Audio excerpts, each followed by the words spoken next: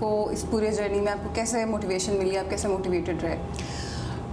एक चीज़ जो मैं डिस्कस करता होता हूँ, मैंने अपने इंटरव्यू के दौरान भी ये बात की थी कि आपकी जो सेल्फ़ रिस्पेक्ट है ना, वो बहुत ज़्यादा रोल प्ले करती है इसमें। एक सेल्फ़ रिस्पेक्ट और एक आपकी ईगो।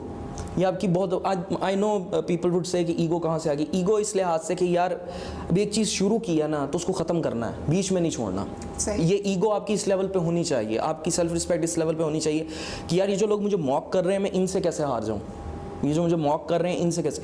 और तीसरी बात अबव ऑल जो फैक्टर होता है वो आपका लक और प्रेयर का फैक्टर होता है।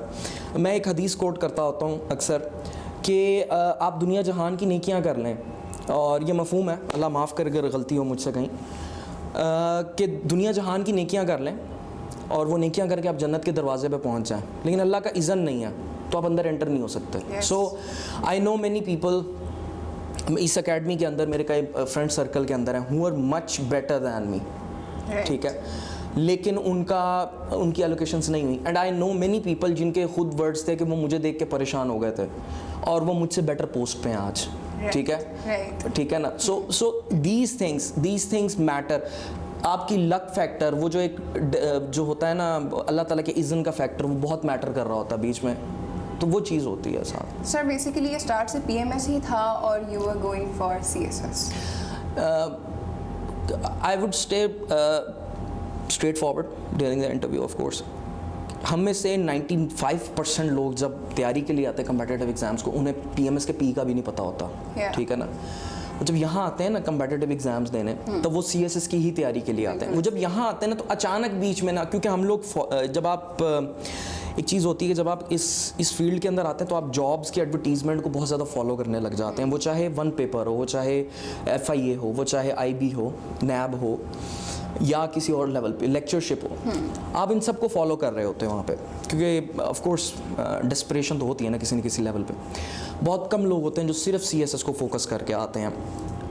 अब उसमें क्या होता है कि आपको ना अचानक से आप CSS की तैयारी कर रहे हो, 7-8 महीने के बाद पता लगता है कि एक PMS का जो है ना वो एडवर्टीज़मेंट आ गई है, और वो है भी बिल्कुल CSS की तरह, और फिर आपका दिल भी नहीं होता।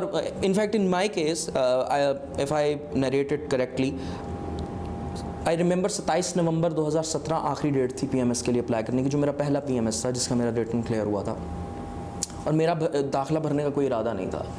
मेरे दोस्त ने मुझे फ़ोन करके कहा था मैं तेरा दाखिला भर रहा हूँ और तूने आके जो है वो बाद में मुझे पैसे दे देंगे। मैं फिर उसके पास गया और उसने फिर मेरा दाखिला जो है वो भरा, और वाकई मेरा पहला रिटन क्लियर हो गया PMS का। सो द पॉइंट इज़ कि PMS कोई भी जहन में रख के, बहुत रेयर लोग होते हैं, या वो मिनिस्ट्रियल वाले होते हैं, या बहुत रेयर लोग होते हैं जिनको उसका पता भी होता है और जो वो जहन में रख के आते हैं। इनफैक्ट हमारी सोसाइटी में तो लोगों को CSS का भी नहीं पता होता, वो सिर्फ नाम सुनते हैं और किसी को नीली बत्ती वाली डबल कैबिन डाले में जाते हुए देख के तो उनको लगता है कोरोना से ज़्यादा CSS फैला हुआ है।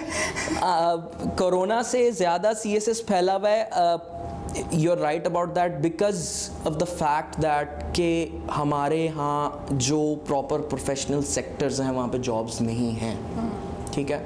हमारे बैच में 80 का बैच है, आधे लोग इंजीनियर हैं। Now I'm not saying कि मैं एक मॉक नहीं कर रहा किसी को, I'm just saying कि सैचुरेशन इतनी हो गई है कि क्या कहते हैं, वो लोग इधर आ रहे हैं। हम 4 वेटनेरियंस हैं, सॉरी हाँ, हम लोग 4 वेटनेरियंस अपने बैच में। हमारे डॉक्टर्स पता नहीं कितने सारे हैं। आप हर दफ़ा CSS उठाएं, आपको मेजर पोस्ट्स के ऊपर डॉक्टर्स नज़र आएंगे। Why is it so? ये तो क्रीम हुआ करती थी। MBBS में ना, आई स्टिल रिमेंबर कई बच्चे खुदकुशी कर लिया करते थे MCAT क्लियर ना होने पे। Things like this happened in our society. तो आज ऐसा क्या हुआ कि लोग MBBS छोड़ के कम्पिटिटिव एग्जाम्स की तरफ आ रहे हैं? उन्होंने तो अपना ख्वाब अचीव कर लिया था, ठीक है। वो क्या है कि सैचुरेशन इतनी है कि आजकल वाकई ही CSS कोरोना से ज़्यादा फैला हुआ है, ठीक है ना। तो वो you can't help it. In fact आगे चल के मेरा ख्याल है, but I think is that I am not saying anything bad about it, मुझे यही लगता है कि CSS PMS का भी वही हाल होने वाला जो आज इंजीनियरिंग का हाल है आजकल के दौर में, या क्या कहते हैं दूसरे सेक्टर्स का, MBA का हाल है जो आजकल कि आप डिग्रीज करके लोग निकल रहे हैं सैकड़ों और हज़ारों के हिसाब से और जॉब्स नहीं मिल रही। तो वो थोड़ा सा सिनेरियो जब वो डेवलप हो रहा है वाकई।